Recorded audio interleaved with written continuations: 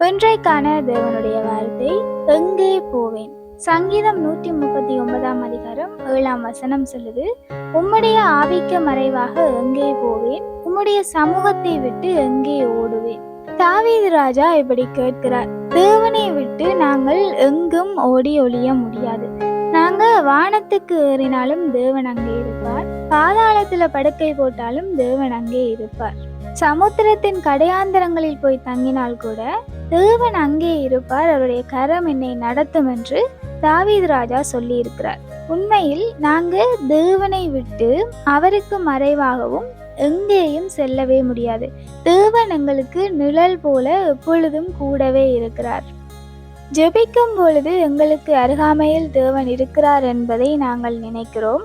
ஆனால் அதுவே நாங்கள் ஏதாகிலும் தேவனுக்கு பிரியமில்லாத காரியமோ அல்லது ஏதாயிலும் பாவமோ செய்யும் பொழுது அப்பொழுதும் தேவன் எங்களுக்கு அருகாமையில் இருக்கிறார் என்பதை பல தடவைகளில் மறந்து போகிறோம். அதாவது தேவனை விட்டு அவருக்கு மறைவாக நாங்கள் எங்கேயும் ஓடி ஒளிய முடியாது.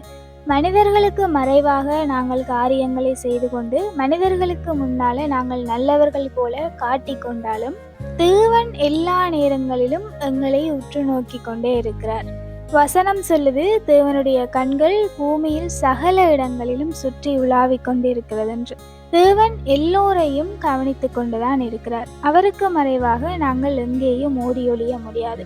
ஒரு சில நேரங்களில் நாங்கள் ஏதாகிலும் முடிவுகள் எடுக்கும் பொழுது மாம்ச ரீதியாக என்னால முடியும், நான் செய்வேன் என்று சில நேரங்களில் முடிவுகளை எடுத்துக்கொள்ளுகிறோம். ஆனால் அதனுடைய விளைவு நாங்கள் நினைத்தது போல அமையாமல் மாறாக அமையும் பொழுது கடைசியாக நாங்கள் தேவனுடைய பாதத்துக்கு வருவோம். ஆனால் வசனம் சொல்லுகிறது, விடுதலை குமாரனை தவிர யாராலும் தர முடியாதென்று. ஆகையால நாங்கள் எதுவாக இருந்தாலும் என்ன பிரச்சனையாக இருந்தாலும் முதலில் தேவனிடத்தில் ஓடுகிறவர்களா இருக்க வேணும். அவருக்கு மறைவாக ஒன்றுமே இல்லை. எங்கே இருந்தாலும் தேவன் எங்களை உற்று நோக்கி கொண்டே இருப்பார். ஆகையால தேவனுக்கு மறைவாக எங்கேயும் போக முடியாது. Have a nice day.